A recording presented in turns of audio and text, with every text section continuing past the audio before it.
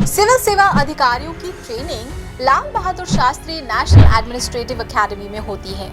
ये फैक्ट तो यूपीएससी की तैयारी करने वाला हर स्टूडेंट जानता है। हमने अपने पिछले वीडियोस में इस बारे में भी बात की है कि लबासना में ट्रेनिंग कैसे होती है, या ट्रेनिंग के दौरान क्या क्या होता है, या ट्रेनिंग के नियम क्या हैं। तो आज के वीडियो में भी हम लबासना और लबासना की ट्रेनिंग के बारे में ही बात करेंगे, मगर आज की बात थोड़ी अलग होने वाली है, क्योंकि आज हम बात करेंगे उन लोगों के बारे में जो लबासना में आईएएस ऑफिसर्स को ट्रेनिंग देते हैं। तो आइए शुरुआत करते हैं। नमस्कार, स्वागत है आपका प्रभात एग्जाम के यूट्यूब चैनल पर।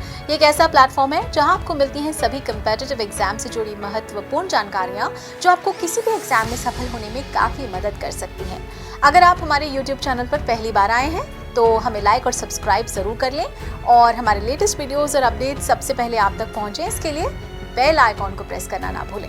तो लबासना में ट्रेनिंग आईएएस में सिलेक्शन के बाद शुरू होती है, और इसकी शुरुआत फाउंडेशन कोर्स के साथ ही होती है, और इस दौरान सिविल सेवा के लिए चयनित हर कैंडिडेट को लबासना में ट्रेन किया जाता है। और वहीं इस कोर्स को पूरा होने के बाद सभी ऑफिसर्स को उनके कैडर के आधार पर सेवाओं के अनुसार अलग अलग किया जाता है। यहाँ से उन्हें ट्रेनिंग के लिए अपने रिस्पेक्टिव इंस्टीट्यूशंस में भेजा जाता है, और फाउंडेशन कोर्स के बाद इस संस्थान में सिर्फ आईएएस के लिए सिलेक्टेड कैंडिडेट्स ही रह जाते हैं। और इस ट्रेनिंग कार्यक्रम के दौरान लबासना में आईएएस अफसर भारतीय संविधान, सार्वजनिक नीति, शासन, प्रशासनिक कानून और प्रबंधन जैसे विषयों पर विभिन्न व्याख्यानों और कार्यशालाओं में भाग लेते हैं। वे सार्वजनिक मामलों के प्रबंधन में व्यावहारिक अनुभव हासिल करने के लिए क्षेत्र यात्राओं, समूह चर्चाओं, केस स्टडीज और सिमुलेशन में भी भाग लेते हैं। इसी के साथ लबासना के ट्रेनिंग प्रोग्राम में सांस्कृतिक कार्यक्रमों, खेल और सामुदायिक सेवा में भाग लेना भी शामिल होता है। लबासना में शिक्षण सुविधाओं के साथ साथ ट्रेनिंग करने के लिए आए ऑफिसर्स को रहने की जगह, एक स्पोर्ट्स ग्राउंड, एक लाइब्रेरी, एक डिस्पेंसरी, आईटी सेवाएं, एक अधिकारी मेस और इंटरनेट सेवाएं आदि भी मिलती हैं। और इसके अलावा सांस्कृतिक कार्यक्रमों और दूसरे आयोजनों में भी शिरकत करनी पड़ती है।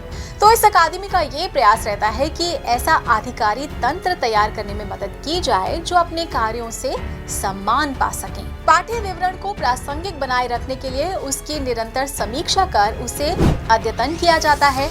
यह कार्य राज्य सरकारों की सलाह, प्रतिभागियों के फीडबैक, आंतरिक समीक्षा तथा सरकारी समितियों के सिफारिशों के आधार पर किया जाता है। परंपरागत क्लासरूम ट्रेनिंग मेथोडोलॉजी प्रशिक्षणार्थियों के दृष्टिकोण तथा मूल्यों पर प्रभाव डालने के लिए हमेशा उपयुक्त नहीं होती। इस प्रकार यहाँ विविध शिक्षण विधि का उपयोग किया जाता है। अधिकांश पाठ्यक्रम मॉड्यूल्स के अनुसार चलते हैं, और इसके अनुसार उपयुक्त विषय चुने जाते हैं, और उनके सभी मुख्य पहलुओं पर विचार करते हुए सुव्यवस्थित तरीके से उनका व्यापक अध्ययन किया जाता है।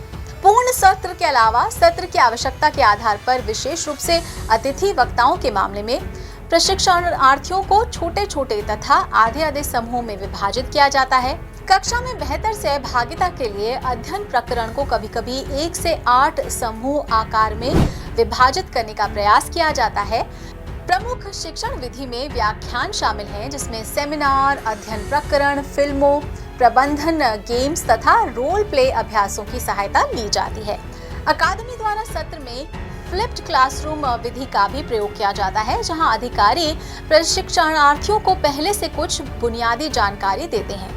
इस प्रशिक्षण के लक्ष्य विविध सामाजिक एवं आर्थिक पृष्ठभूमि के लोगों के साथ कार्य करने के लिए क्षेत्र अधिकारियों के लिए अपेक्षित नेतृत्व तथा क्षमताओं को बेहतर बनाने में सहायता करना है। अब हम आपको बताएंगे कि मॉड्यूल्स में क्या मॉड्यूल्स या मेथड्स यूज किए जाते हैं। तो अकादमी के संकाय तथा अतिथि संकाय दोनों द्वारा व्याख्यान, विविध विचारों और दृष्टिकोणों को समझने के लिए पैनल परिचर्चा, प्रकरण अध्ययन, फिल्में, समूह परिचर्चा, अनुकरण अभ्यास, संगोष्ठियां, मूट कोर्ट और मॉक ट्रायल, आदेश और निर्णय लेखन अभ्यास, प्रयोगात्मक निर्देशन, समस्या समाधान अभ्यास, रिपोर्ट लेखन, समूह कार्य, संगठित भाव का संवर्धन, सभी अधिकारी प्रशिक्षणार्थी लाल बहादुर शास्त्री प्रशासन अकादमी मसूरी तथा सहयोगी संस्थानों में आधिकारिक पाठ्यक्रम से ही अपने व्यावसायिक जीवन की शुरुआत करते हैं। यह सरकारी क्षेत्र में कार्य करने का उनका पहला अनुभव होता है। अकादमी अपनी ओर से सभी प्रशिक्षुओं के बीच विभिन्न शैक्षणिक विषयों के इनपुट्स को समाहित करते हुए मूल्यों और दृष्टिकोणों के सामान्य रूप को विकसित करती है।